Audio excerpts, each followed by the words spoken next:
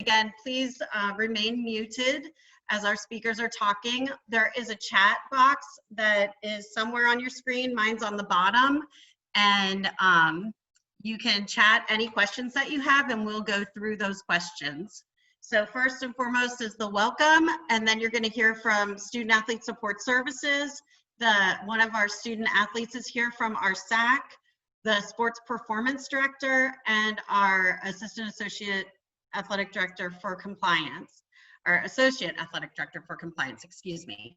But first off, it's my pleasure to introduce you all to the Assistant Vice President and Director of Athletics, Donna Woodruff. Hello, thank you, Colleen. I appreciate it. And I want to echo Colleen's thoughts about welcoming you all tonight, and certainly the past few months have been trying times for everybody, and want to recognize that that's the reality, and hopefully all of you and your families and loved ones are doing well.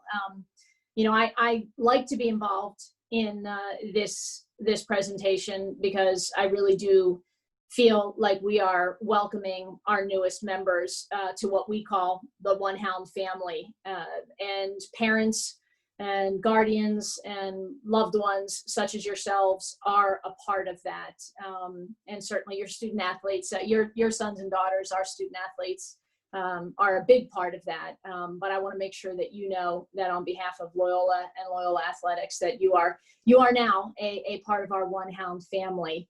And to that end, I want to make sure that you know from us that we are committed to making sure that your child's experience here is a good one. That's not to say that all 4 years or 5 years are going to be perfect. That's not to say that they're not going to be homesick. Hopefully they don't suffer injuries, but it's certainly possible. But what it is to say is that as they go through, their time here, they will have a very good support group. All of the folks you're going to hear from today are committed to making sure that their experience is a good one. We very much have an open door policy. We want to hear from our student athletes about how they're doing, what their challenges are, and how we can help them. I would say too that we have a little bit of an open door policy, and we're happy to hear from parents, but not all the time. And I want you to know that this is a part of the process for our young people to go through. And though I do occasionally hear from parents, one of the first questions I usually ask them is, and will continue to do this, is, has your son or daughter, spoken to the person, with whom there may be a concern, whether that's a professor, whether that's a coach, whether that's, someone else on campus. And typically once that happens, we can solve most of the issues that may come up. I'll give you a little bit of advice too. Our coaches are awesome. Loyola seriously has some absolutely world-class coaches that are not only interested in, us having success in their sport, but certainly in the classroom, and as far as being involved as good citizens in the community. That's really important to all of our coaches. And they will speak with parents too, not about playing time, not about, wanting to know how come your son or daughter is not playing, as much as you would like. I promise you that our coaches are focused on the development of every one of our student athletes. But sometimes, the trajectory you'd like to see, or your child would like to see, is not always the same timeline. But they will have a great experience here because of the people that they'll be surrounded by. I promise you that. And before we go on and let the folks who have some expertise in their area and can answer some questions about how to best be prepared for when your child does come to Loyola, I do want to just take a quick moment, because I'm sure that you'll have some questions about our return to campus. Obviously, everyone across the country is trying to figure out the best, safest way to have our students come to campus. And obviously, as your children are first-timers coming to campus, I'm sure there are a lot of questions.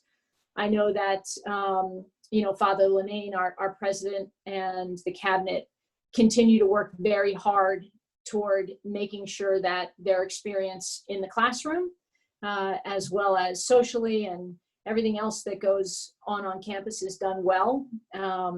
Constantly trying to figure out the best ways in that regard, and they're committed to making sure that all of our students are safe when they return to campus, as well as the faculty and staff. In athletics, we are working, one, with our emergency management team on campus, but also within the department, and you'll hear from John Hoffman a little later as out of our sports medicine area, to make sure that our plans are as robust as possible. I can't tell you every single thing we're going to do at this point as far as testing is concerned and quarantining and all of that, because we continue to work through all of those best processes for when our student athletes come to campus, and we're committed to making sure that we can do that as best as possible. You also may have seen recently, or perhaps your son or daughter has shared with you, that just on Monday, the Patriot League, which is who we compete, the conference that we compete in, put out some additional guidelines that we will be following, which will, make sure that we start at a good time that allows for us to have our students come back on campus safely, that we will compete in a safe manner. And part of it, we'll be reducing a little bit of our overnight stays and flights, which I think is a smart move, as we move through the fall, to make sure, again, that our student athletes and coaches and staff are in the best situation possible. So I just wanted to make sure, again, without going through all the specifics, because we are still working on them. And we're also following what's happening across the country, so that we, don't make decisions in a bubble, that we see what's going on and can be as best prepared as possible. So before I hand it back over, I just want to reiterate how very excited we are that you all are a part of our One Hound family. We look forward to your children joining us. Look forward to getting back out on the sidelines and the pool deck and the track, and seeing our student athletes compete. And I promise you that we will take care of them while they're here. And I look forward to meeting all of you, in person as we move through the next few years. All right. So thank you. Go Hounds. And I'll be around as the rest of the presentations are made. Thank you so much, Donna. The next group, I have to say I'm a little bit biased, but they are my staff, and we are Student Athlete Support Services, and we use the word SAS to describe ourselves, and I would say that we are sassy, and they always cringe when I say that. But I'm going to let Andrea Hoffman and Daniel Fitzpatrick go through the next few slides to tell you a little bit about what it is that we're going to do.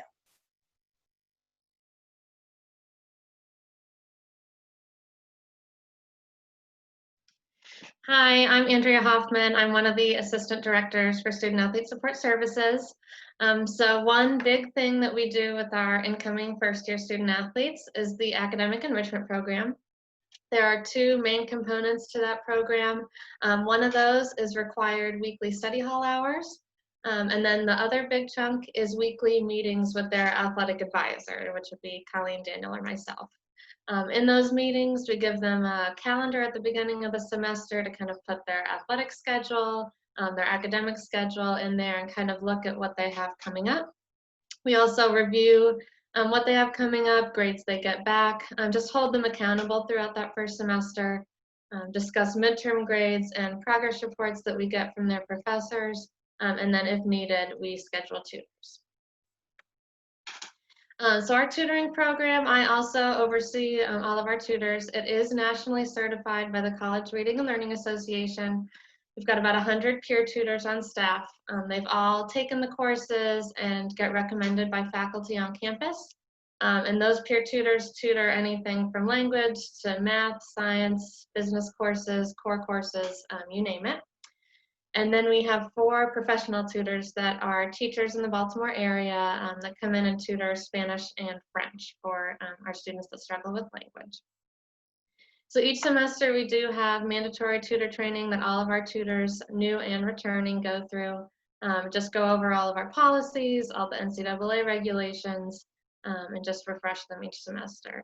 And moving forward, tutoring is going to be online just for social distancing and all that stuff. We did transition to online tutoring this spring, and it was very successful and just as easy and accessible for the students to use in their own space.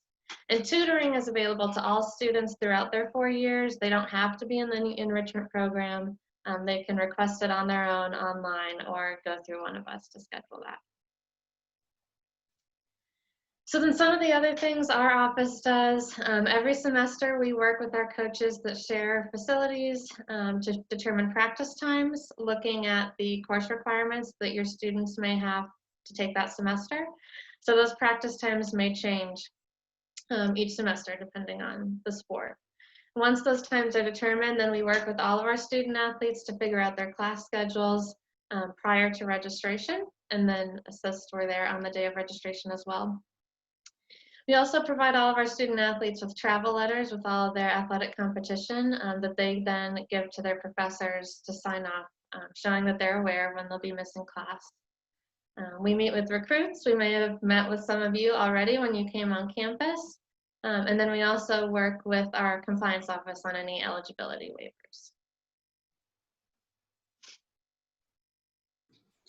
Good afternoon and welcome. My name is Daniel Fitzpatrick. I am the other assistant director for our student athlete support services. I will be talking about some of the partnerships that we have on campus. We partner with a lot of different areas to provide the necessary resources to your student in whatever capacity they may need. So as you can see on the screen, we coordinate with a lot of different departments on different materials. So with Alana Services, which is our African, Latinx, Native American services. I am a mentor for an organization called Man to Man, where we meet about twice a month with our young men of color who are on campus, who are students, and talk about different topics and ways for them to navigate our campus. Sister Sister is the organization that is the equivalent of Man to Man for our young women on campus who identify as a person of color. Another great area that we partner with is the Counseling Center. We use them yearly for our annual Mental Health Awareness Week for our student athletes. They provide great support for us, as well as working with our student athletes for different problems that they may have in dealing with their mental health. So they have been two great resources that we have used on campus.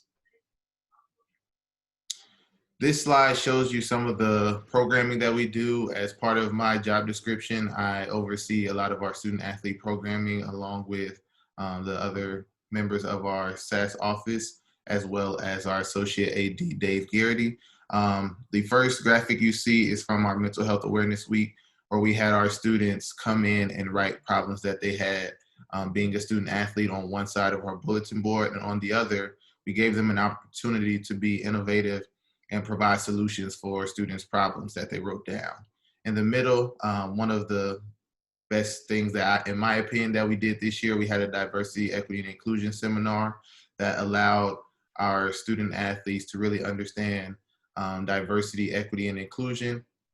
And then on the far right, you'll see National Coming Out Day fell during Mental Health Awareness Week this year. And so what better way to support our student athletes who identify as part of the LGBTQ plus community than to have a National Coming Out game during the fall season at a women's volleyball game, where we allowed students and fans to come in and sign a petition that is actually hanging in our office to be an ally or an advocate for members of that community.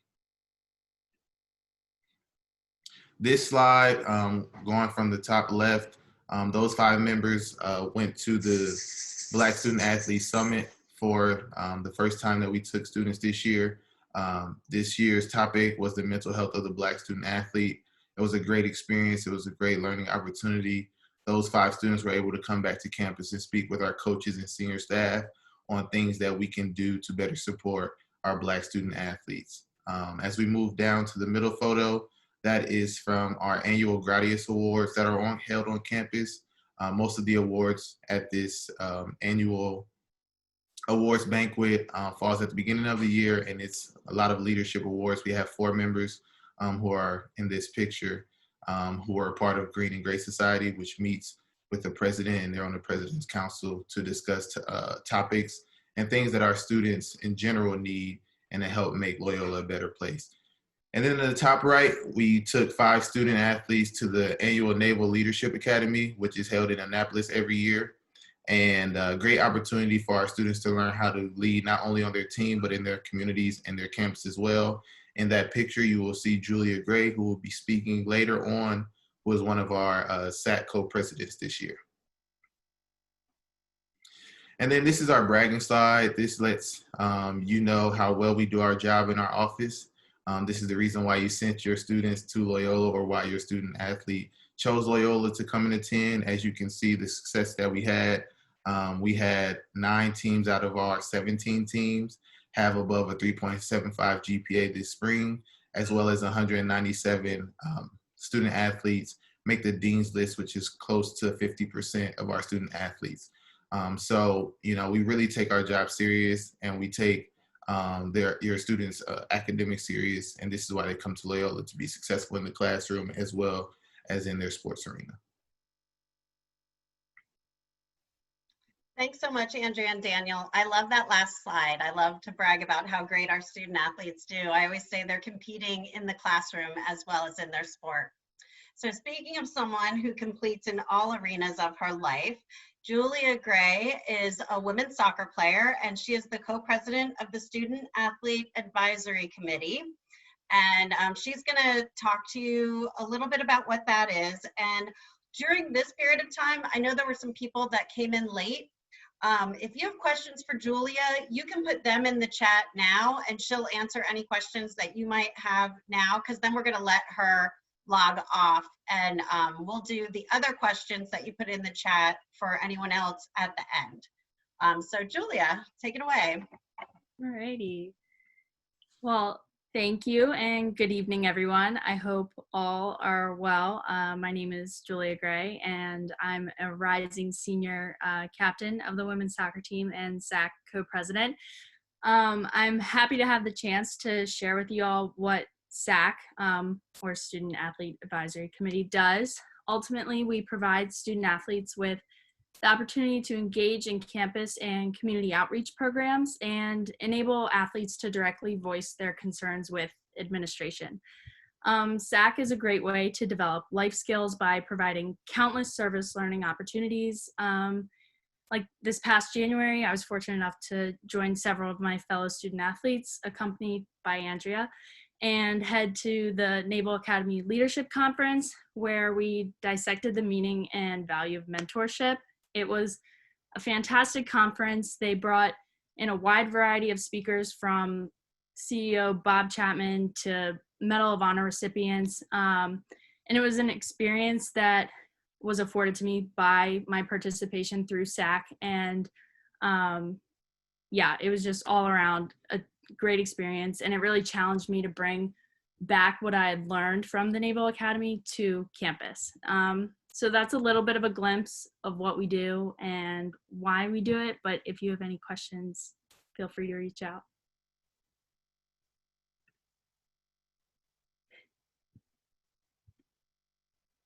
Okay, I'm not seeing any questions, so we're gonna go ahead. Thanks so much, Julia, and have a great rest of your summer. All righty, thank you. Can't wait to be back on campus. I know, same. All right, bye guys. Bye.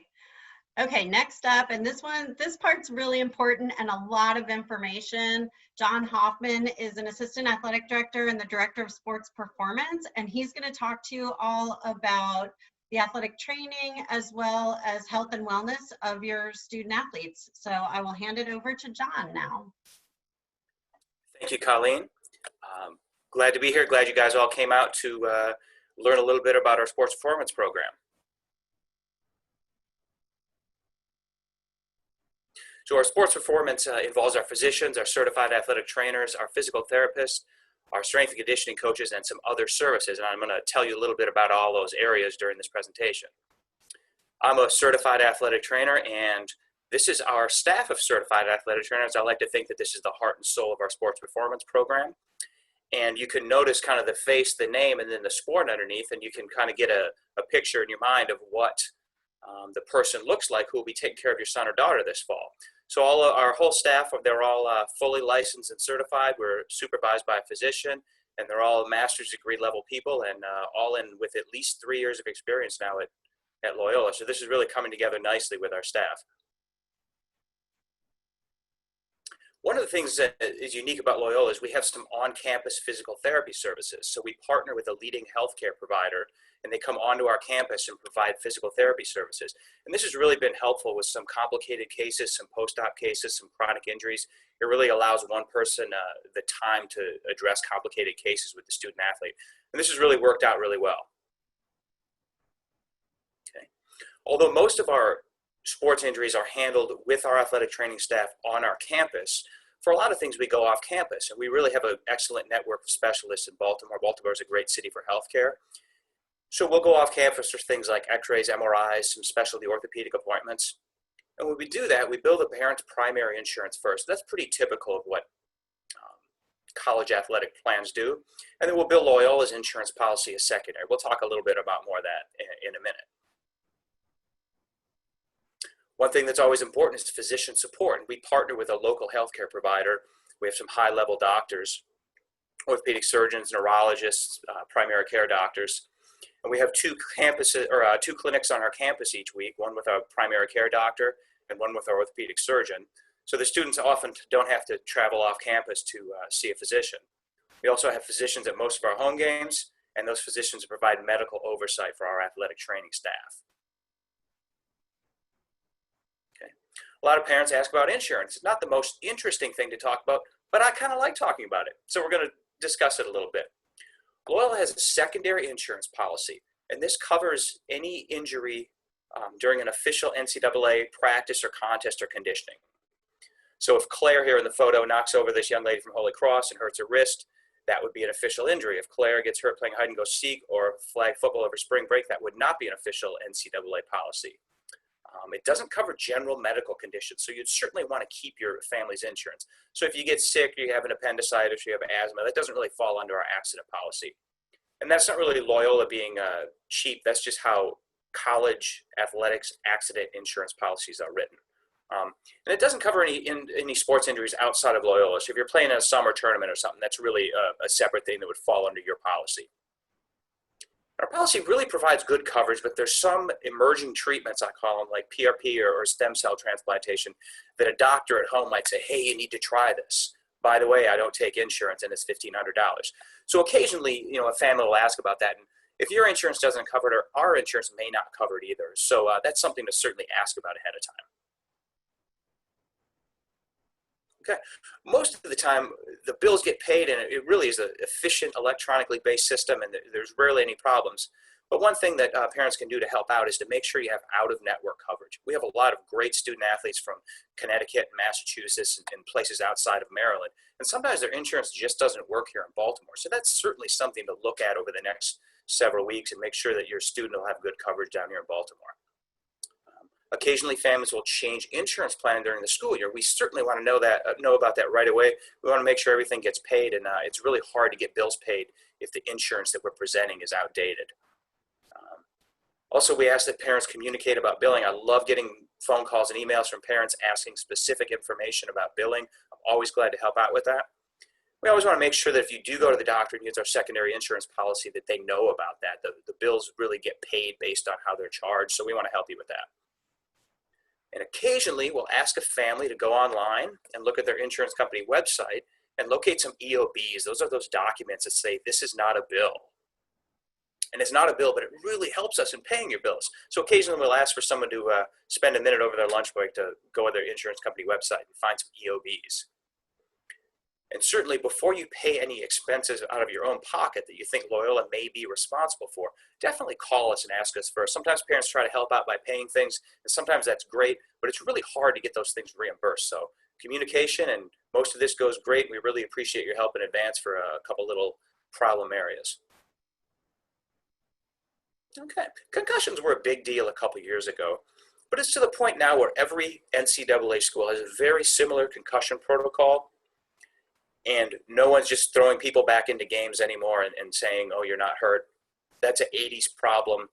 Nobody's doing that anymore. Every college has a great concussion protocol.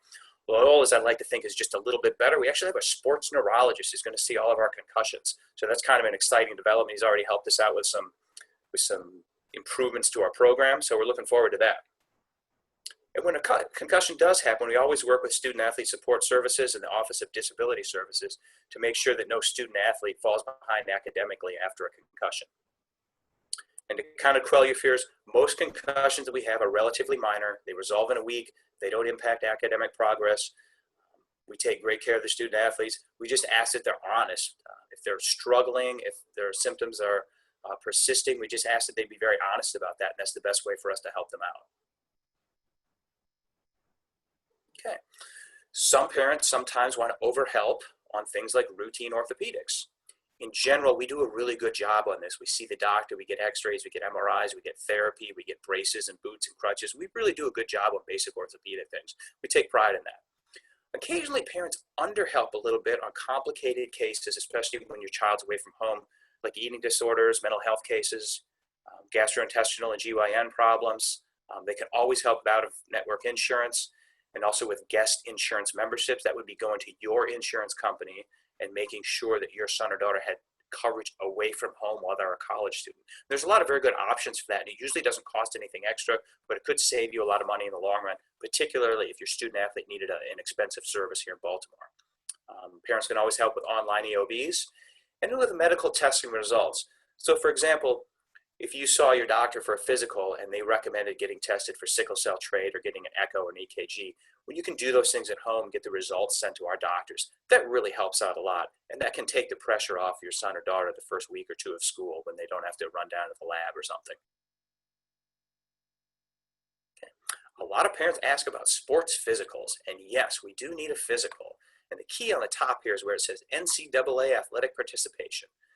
So this form, you'd want to take this to your doctor this summer and get a physical and pay careful attention to the questions about EKG, sickle cell trait, other cardiovascular concerns. Make sure that stuff is locked down.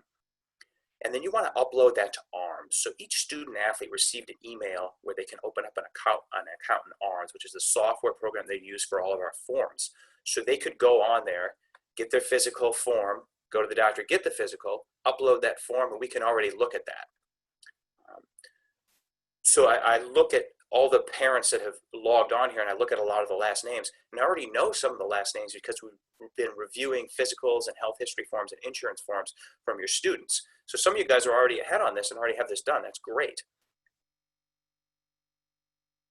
Here's another copy of our beautiful physical form, and note at the top it says here NCAA physical form. That's where you want to make sure that you have that for NCAA athletics.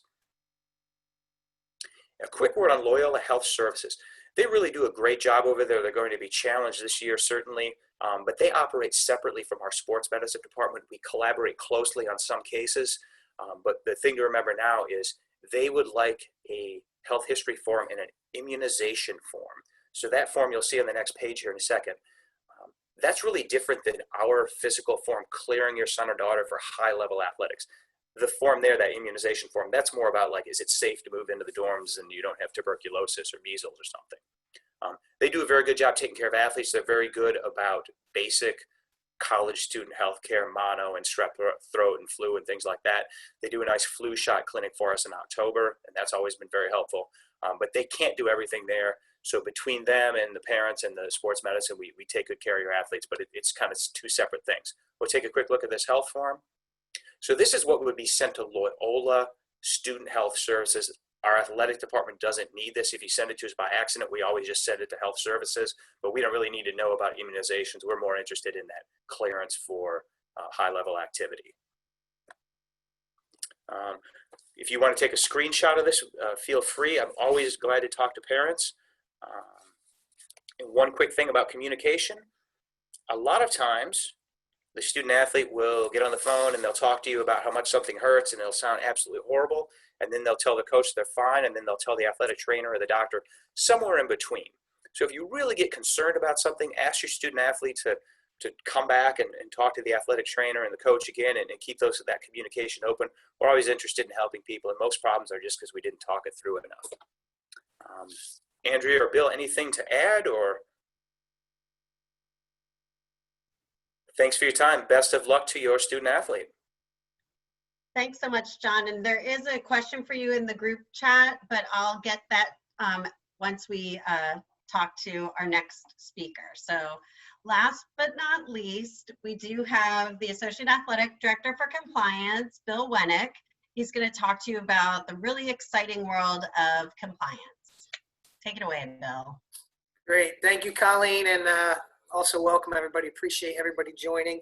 I just have three parts I'm going to go over, and then at the end, since I'm last, we can open it up to any questions that you guys have on any of the areas we talked about this afternoon.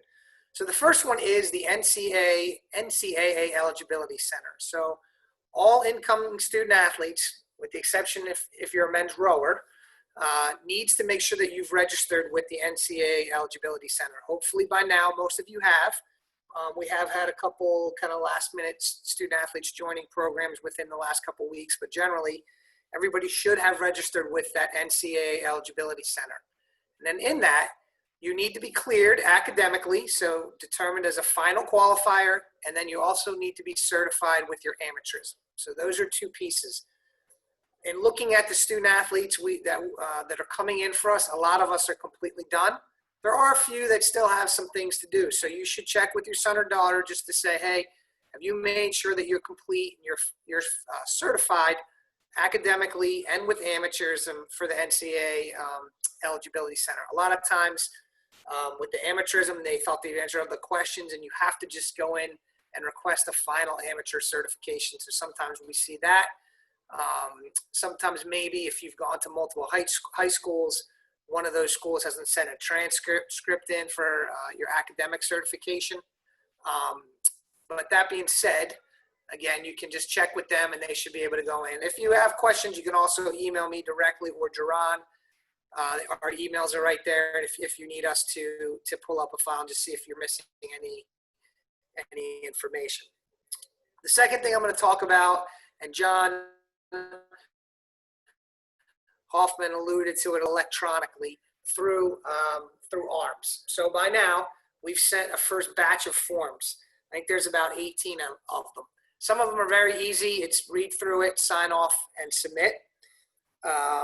Some of all our health forms, that the physical and some other forms that have to be completed, they're all contained in this, and some general compliance forms like our Loyola drug testing form, some student employment form, just general student athlete information. So that first set of forms has already gone out, and your son or daughter should have received them.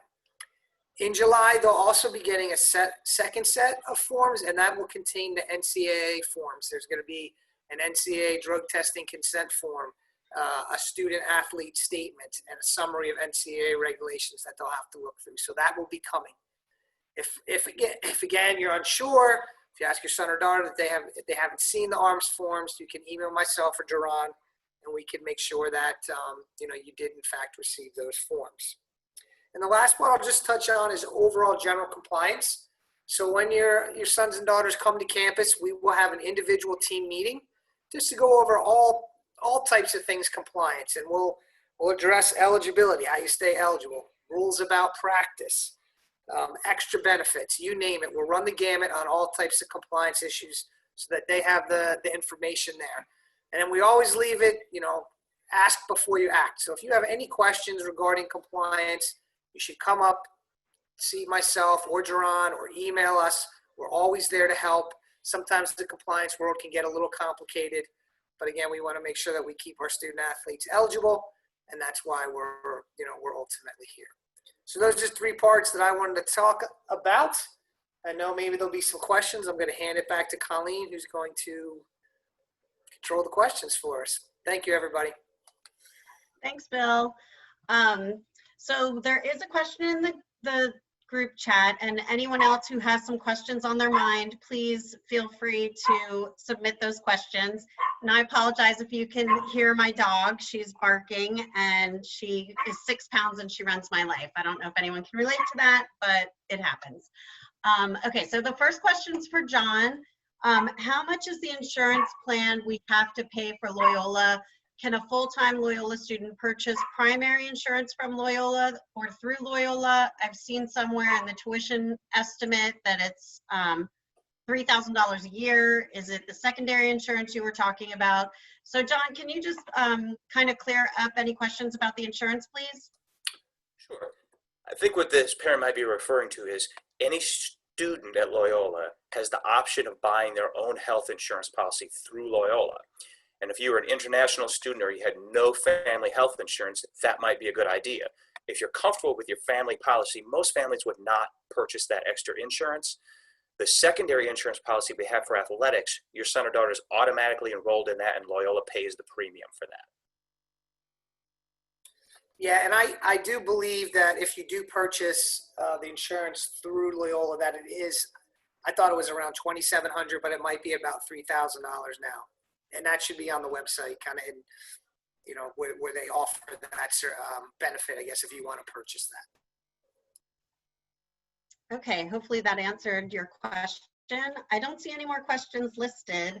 I did think of something while the presentation was going on that I just wanted to let you know. If you have any students with any documented learning disabilities, you definitely want to get them registered with Disability Support Services prior to them arriving. And also, if they're taking any medications, they need to get a note from their doctor specifically for any attention deficit, because that's going to be a banned substance through the NCAA. So you need to have documents with the training room just explaining that they were diagnosed with this and signed by their doctor. And then there is a question, and I think, Bill, you might be the best to answer this. Are practices scheduled to start on time at the first week of school? We are hoping for that. That's the plan. That's why we're working on a return to play policy right now. First and foremost, we're addressing our fall sports teams that will be their preseason starts generally before school starts, so we're trying to work on that first date. But when school starts on the 31st, our hope would be that all our remaining teams are going to start soon thereafter. We may have to do a few extra things in terms of our sports medicine, that type of stuff, but our plan is to, is to have practices. There may be some limitations placed on that. There'll certainly be, it's kind of a new way of proceeding, and some of those guidelines will be certainly outlined once they arrive on campus. But that is definitely our hope, is to get our student athletes out there and practicing and competing. Great, thank you. Do we have any other questions? Okay, well, if you guys think of anything, please feel free to reach out to any one of us. We're all happy to answer any questions that you have. Any final words from anyone that has already presented? Donna, do you have a? The only thing I was going to say is it looked like another question did come in. Oh, whoops. Okay. Yeah, just about if all of the athletes would be housed together. There's actually some rules on that, but no, all of the athletes will not be housed together. All of the coaches work with with Bill, basically, to talk about how they would like their incoming student athletes housed. So there may be athletes that are housed together, but not all, all of the student athletes together. I see there's a question about winter sports. Donna, I'm going to ask you to answer that one. How will winter sports be handled if students are leaving for Thanksgiving and coming back in January? Yes, as of right now, the plan is that they would stay on campus. This happens a lot with our winter sports anyway, so it may be it may seem like it's a little bit earlier, but typically we have our winter sports that stay on campus, other than perhaps, a very small portion of the holiday, around Christmas. And other than that, they are usually on campus for most of the winter. So as of right now, that is still our plan. And obviously, if there need to be adjustments to that, we'll do that. But that is definitely our plan at this point. Those that, and typically, that's not all of the winter sports. Some leave earlier than others, but in our particular case, men's and women's basketball specifically are some that would stay on campus.